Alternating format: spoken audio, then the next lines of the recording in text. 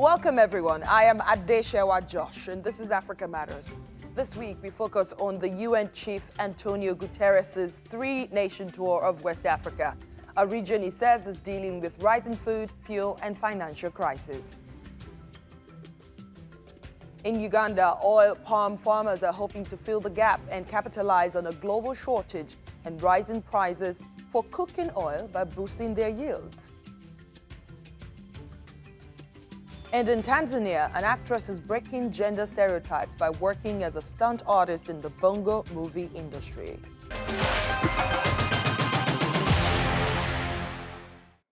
The UN Secretary-General Antonio Guterres says the African continent is being hit hard by the dramatic rise in food, fuel, and fertilizer prices because of the conflict in Ukraine. And many economies have barely recovered from the coronavirus pandemic.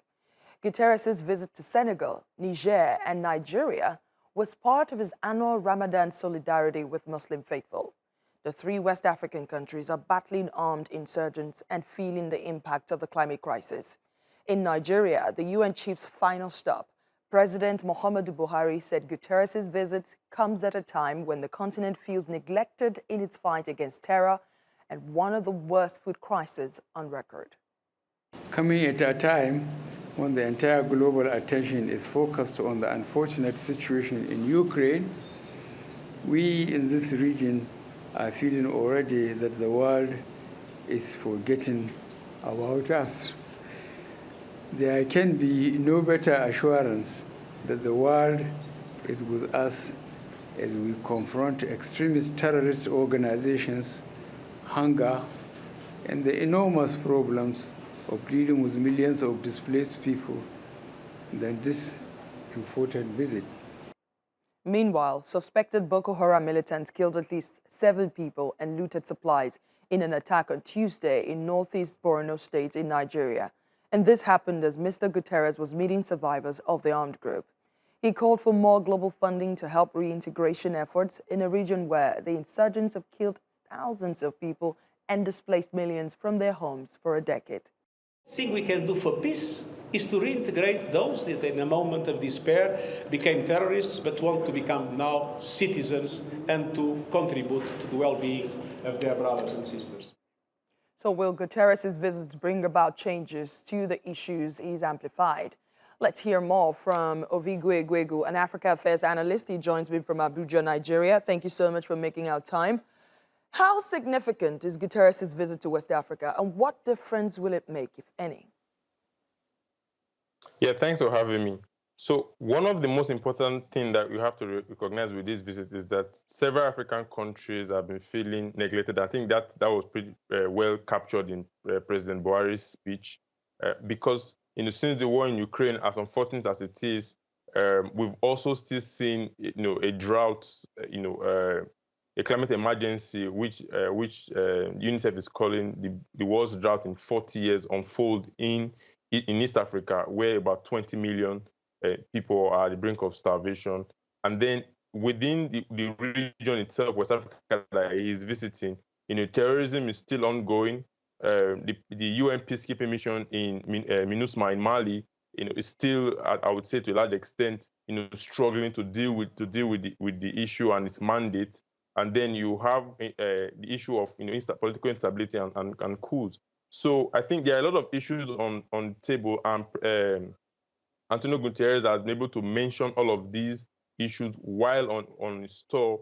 But with regards to what it will change on the ground, I think very little is going to change, if at all, because that is, if you're looking at the various bottleneck issues that we're dealing with, these are multinational issues and transnational issues that require multinational, multilateral approaches. So the UN being a platform, the main multinational platform in the world, it shows at least that he will be aware of these issues when these countries bring up the matters at the level of the UN. I think that might just be the real benefit, not necessarily any immediate change on the ground. Right. So the UN chief said he was surprised to see the progress in Borno State, where the government is helping victims of Boko Haram rebuild their lives and also reforming former fighters. Is this the way to lasting peace? Well, the problem with Borno State and even Northeast Nigeria, it's much more complicated than what Antonio Guterres is trying to paint. In the sense that we have a region that has been plagued with deep conflict and terrorism for over a decade now. Over 30,000 people have died. Yes, it's in a much better place than it was, say, maybe 5 years ago, but there is a huge amount of work in terms of post-conflict reconstruction and even reconciliation that needs to be undertaken in Northeast Nigeria. If we are going to use the standards we are seeing in Ukraine today, then we have, in terms of multilateral and international crisis response we are seeing given to Ukrainians today, they will not even begin to scratch the surface when it comes to progress on the ground. We've not even started, and that's the fact. The problem facing Northeast Nigeria will take an enormous amount of funding, both from the government itself, government of Nigeria itself, because it has primary responsibility, and of course, a lot of support coming from the United Nations and donor countries, because these are not problems that you could just maybe build one or two schools and then maybe open access to roads and then maybe a few boreholes to solve. There needs to be a very deep, profound peace-building initiative that will address all of the dimensions of the problem, whether it's the ideological problems, whether it's the intercommunal clashes, whether it's the farmer and the cattle header crisis, or the environment. So they are multidimensional, and then so let's not get too optimistic in terms of what we're seeing on the ground. Yes, there's so much to be done. But why do you think he was surprised, though? Is this an error of judgment on his part, or, as some people have argued, this is something that could be blamed on aid agencies for always de-emphasizing the progress they have made in places like this, especially at a time whenever they want to raise funding? So then you hear about the calamities and the problems in regions like this, and then they forget to highlight the progress that they've made. Antonio Guterres said he came with certain premonitions, and when he got to Borno State, he was pleasantly surprised at the progress that has been implemented in that state. Yeah, I thank you for bringing that up, because I think it's both. So on one hand, this is not to delegitimize or disparage or to disregard whatever the progress that the governor of Borno State has done and the Nigerian government as a whole. I mean, the Nigerian government, where President Buhari came on board, he created the Northeast Development Commission. That's a new commission specifically, put together with the mandate of reconstruction of Northeast Nigeria. And Borno State happened to be the center of the conflict. So you have other states like Adamawa and Yobe states, right? Now, why Borno State is so important is because that is really the quote-unquote the birth and home of Boko Haram, and that's where you have most of the destruction and devastation over the years. Now, aid agencies are fond of really highlighting the problems and not necessarily giving credit to where credit is due to the state government. A good example would be or even to themselves, the insecurity issue, or even to themselves, exactly. Now, with the food insecurity issue, one of the things that the governor of Borno State did was to say we should move away from giving handouts. So whether it's World Food Program or any of the other organizations, to move away from giving food directly and then move towards giving seeds, towards subsidizing fertilizer, because he doesn't want the population to be dependent on handouts and on aid. He wants them to go back to the farm, just so that, because as the military is mopping up Boko Haram from some communities, and they've done a lot of work in terms of reclaiming territory, these are not just territories, these are also agricultural land. So he wants the people to be able to be resettled back into those communities. But to resettle them, you need to give them resources. You need to give them machinery, you need to give them seeds, you need to give them fertilizer, and that will take them back to the farm. But if you put them in camps and you're just giving them food day in, day out, what incentive do they have to go back to the farm? But if they don't go back to the farm and go back to those communities, you will not have any successful reintegration back into the communities. So I think what Antonio Guterres is seeing on the ground now is a lot of progress has been made in terms of creating an atmosphere for reintegration back into the communities and post-conflict reconstruction. And that is not well highlighted in many of the reports that he probably will be reading at the UN. Right, that's a huge food for thought. Before I let you go, and very briefly, is the UN's influence in Africa waning in regards to its ability to mediate conflict and hold governments accountable to democratic principles? Well, I think the UN and even the AU and ECOWAS and all of these supranational organizations have a problem with in terms of their popularity or their relevance, in the sense that they are always a step behind. So the same problem you see with ECOWAS is what you see with the UN. Now, you can have a country like in Mali or in Burkina Faso and even in Guinea, you would see that for years there will be serious protests about misrule and bad governance. You wouldn't see any sanctions. You wouldn't see any form of regional efforts to get that government to listen to the voice of the people and to address their concerns. It is only after the military has taken over, citing those the tone deafness of the government. That's where you see the sanctions coming and the condemnation.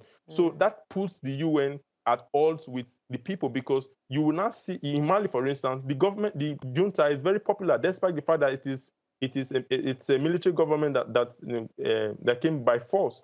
In Guinea, the same thing. So one of the problems the UN faces, and even like I said, the AU and ECOWAS face, is that they are always the only coming when the deed has been done, or where they are coming to give punitive, to list out punitive measures, to punish, but in terms of and condemn. In terms of actually joining hands with solidarity with the people to create the conditions that would prevent those coups in the first place, I think they need to do it. They need to do more on that front. And that's why you see civil society organizations, for instance, are now already calling on the ECOWAS to lift sanctions against Mali. That was a very shocking declaration we saw in Abuja 2 weeks ago. That's an important point there, Ovigwe Eguegu. Very important value points that you've made. Excellent analysis. Thank you so much for speaking to Africa Matters.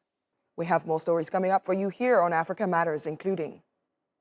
I am Darren Alan Chaina in central Uganda, and I'll tell you how oil palm growers on Lake Victoria's islands are looking to benefit from turmoil in the edible oils market caused by the conflict in Ukraine. I am Tulanana Bohela from Dar es Salaam in Tanzania. This commercial city is also famous for its Bongo movies, films about love and drama. And I'm bringing you a story of a mother kicking down those stereotypes as a female action stuntwoman.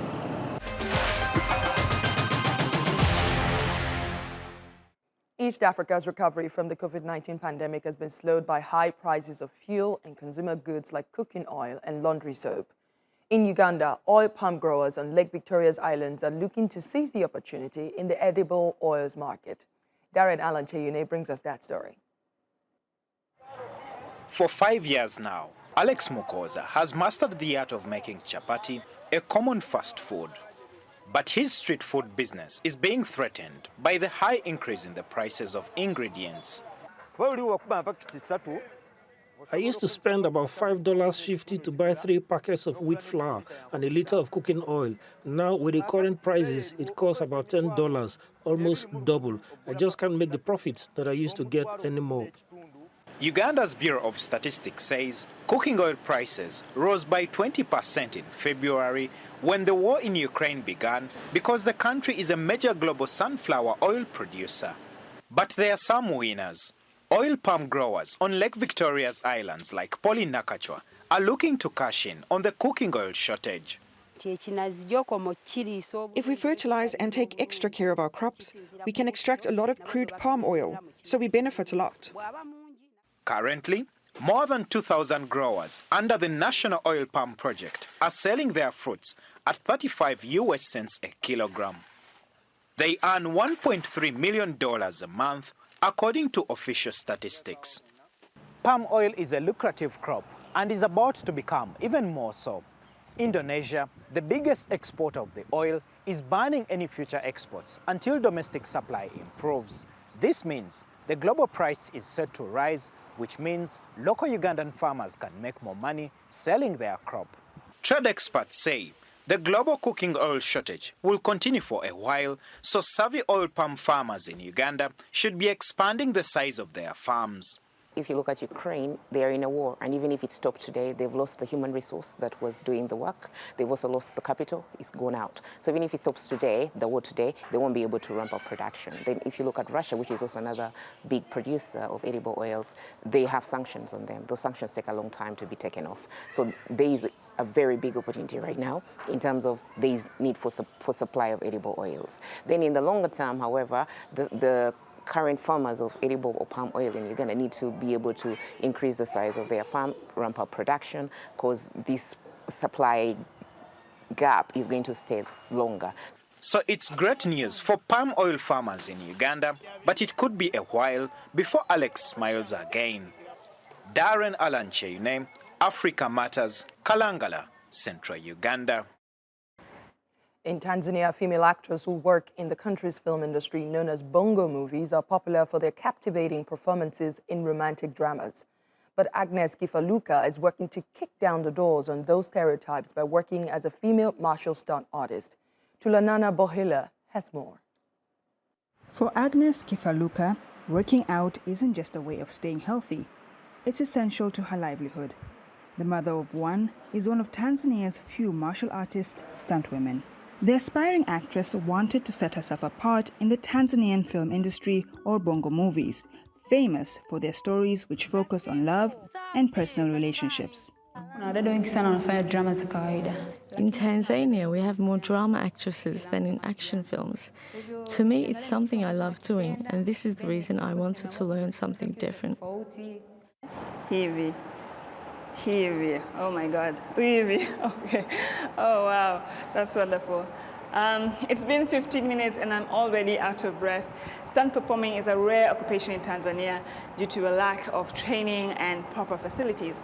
But there are men and a few women like Agnes who are wanting to make it a full-time profession. I enjoy making action movies. First and foremost, I want to be known as a courageous lady who is confident in my abilities. Bullying is something I despise. I hate seeing other women being bullied. Her trainer says that making a go of it in this profession isn't for the faint of heart. There were many at first, but as time passed, the number declined. But she remained with me till the very end. Because she was ready to learn, I felt she was on the correct path. In fighting, sometimes we forget we are acting. She sometimes gets really punched and injured. There are so many challenges, but she is patient and loves what she's doing. Despite acting in 3 films, Agnes still struggles to find roles that match her skill set. Even if you look at the social media or television, most of the films you'll find are dramas, and with the action movies you'll find the ones where they're using weapons. But seeing women punch in the movie, I have not come across it. I think we have not got enough support from producers and directors to give priority to action films. Agnes's talent has taken her across borders to film sets, including South Africa. But in 5 years, Agnes dreams of being a main figure on screens at home. Tulanana Bohela, Africa Matters, Dar es Salaam, Tanzania.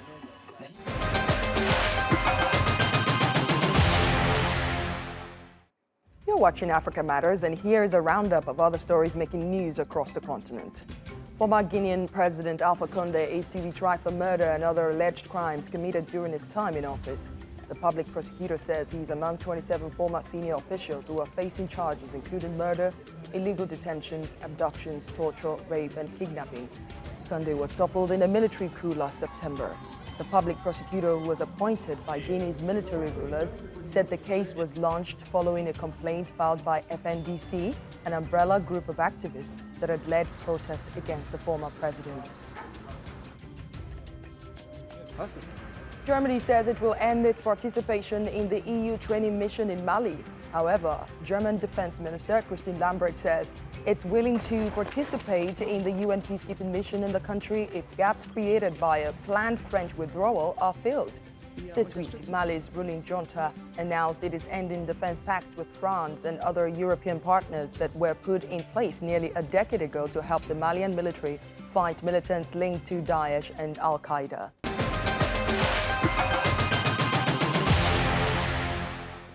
More than 75% of Malawi's population has been living without electricity for years. But a mini solar grid project in the rural village of Sitolo is generating power and changing people's lives. Dominic Brian Omondi reports. This solar system in rural Malawi is not only providing cleaner energy, but experts say a mini grid like this one is better equipped to provide power to remote areas than a centralized grid system. In the village of Sitolo, it's already having a huge impact. So we installed the mini grid. Currently, Sitolo has two of maize mills operating, so it means people no longer trek 17 kilometers for milling. And now there is a sunflower oil processing facility, something which has also triggered other value chains. And I think what we've noted currently, for example, is that with the maize mills, people are milling their maize here. The byproduct, which is the maize husks, is also feed for livestock. More than 700 people are now linked across 3 villages. Sunflower farmer Brenda Limbikani is one of the residents in Sitolo who no longer has to walk a long distance to process her produce. Initially, people in this area were not growing sunflowers, but with this oil pressing machine, more people have planted the crop. This year, the number of farmers growing sunflowers is more than ever.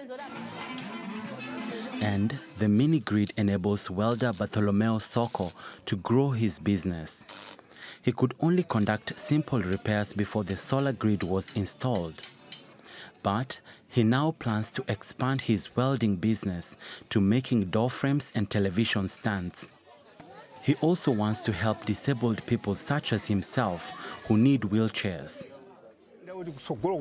If this electricity project is extended to other rural areas, I believe it would help people with disabilities to be self-reliant.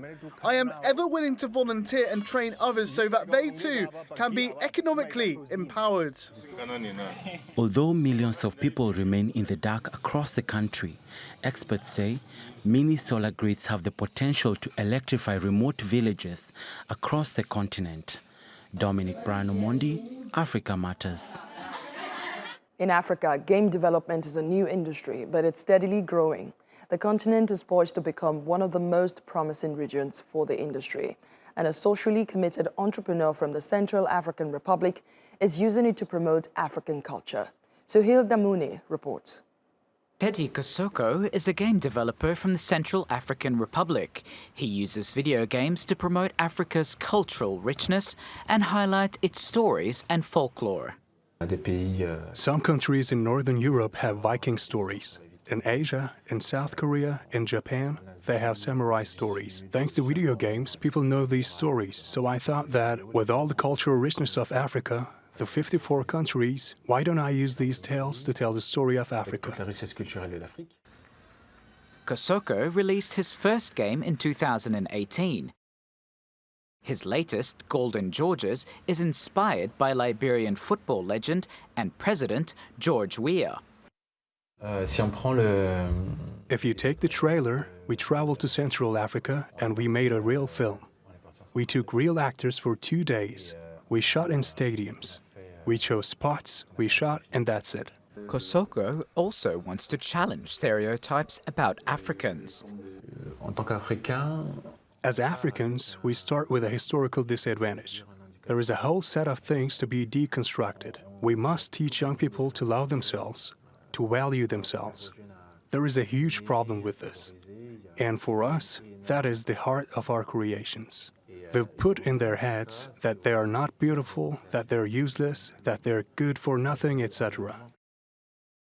And he hopes to inspire young Africans to become professional game developers. Suhail Damuni, Africa Matters. And this week we explore Gaza, a province in Mozambique. Not to be confused with Gaza, the Palestinian enclave in the Middle East. This particular Gaza is known for its variety of animal species. Let's have a look.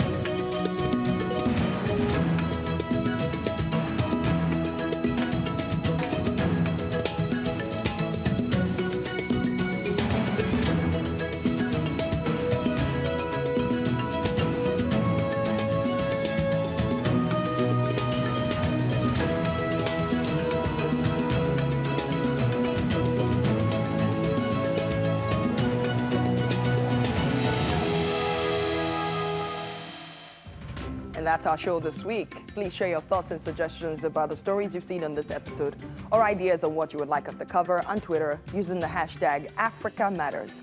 Feel free to reach out to me on my personal handle at @AdeshewaJosh. You can watch this episode and more on YouTube. Just search Africa Matters TRT World.